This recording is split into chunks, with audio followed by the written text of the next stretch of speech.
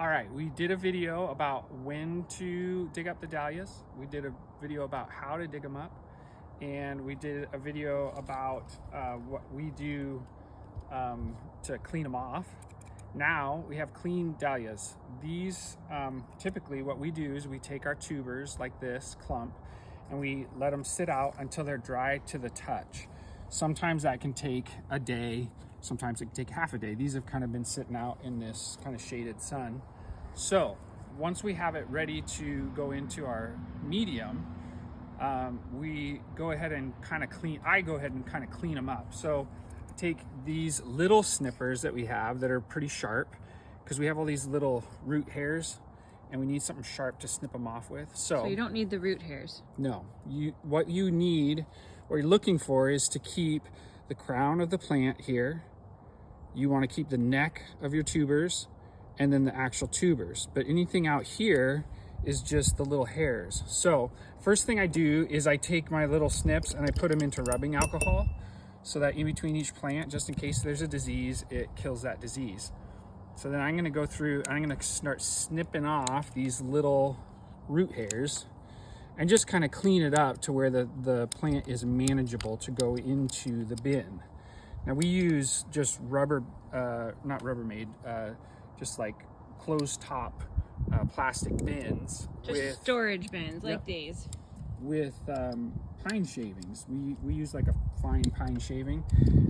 Where do we find our pine shavings? We find our pine shavings at the tractor store is where we got them this year. And they're like $5, $6? Yeah, I think it's getting closer to like $10. Okay, $10. But it's a huge bundle of them. So one big bundle will fill multiple bins. Yes. But in this case, you're just trying to get it down to where what we have left is the tubers.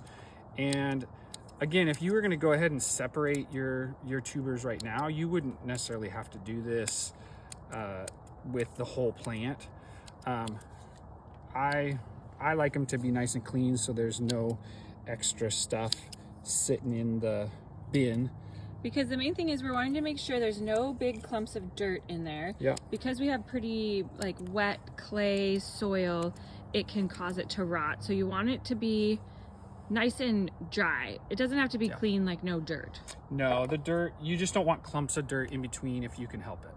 And then those little snips that you were just using, you use those because they're sharper. I use those because they're sharper, so for those little root hairs, it gets them off. But these, we love these clippers for most of all our other stuff. But in this case, I'm gonna go ahead and I'm gonna cut this stalk off. And you can see I have a label here. So I'm gonna cut this off and I'm gonna cut it just above the crown. And the thing with this is we wanna be careful that there's not a big open hole that water is sitting in when we go to put this in storage. So if I cut this off and there's a bunch of moisture in there, I can tip it upside down and let it sit for a little bit and let it drain out of there. In this case, I think that's gonna be okay. This guy actually needs to sit out just a little bit longer because it's still pretty moist, but not long. You don't want it to sit out, I don't think more than a day, because they start to dry out pretty quick. So once they come out of the ground, the goal is to get them so they're not wet. Yep. But you're wanting them to retain their moisture through the winter. Yes, dahlias like to be a little bit moist, but not too moist. So okay, so let's pretend that it's fully dry. Then how do we store it? So we would take this guy. Some people separate them. Sometimes I'll separate it if there's a real clear place to separate it or it wants to come apart. In this case, it's not real clear and it's nice and manageable. So I'm gonna take him and put him down into our bin. I've just put a small layer down at the bottom to keep it from leaning up against the plastic. And then I'm gonna cover this guy up with a little bit of the pine shavings, just to where when I go to put other tubers in there, they're not resting up against each other. The only reason you wanna have them separated is just in case you have a problem with rot. It doesn't spread from one clump to another. Okay, one thing, because I distracted you. You cut the label off, but... Oh yeah. The other thing I do is I label each one just with a magic, or with a Sharpie. A permanent marker. Yeah. And so I just put it right onto the tubers. Some people stamp them. Some people tie a little you know, wire label thing on them.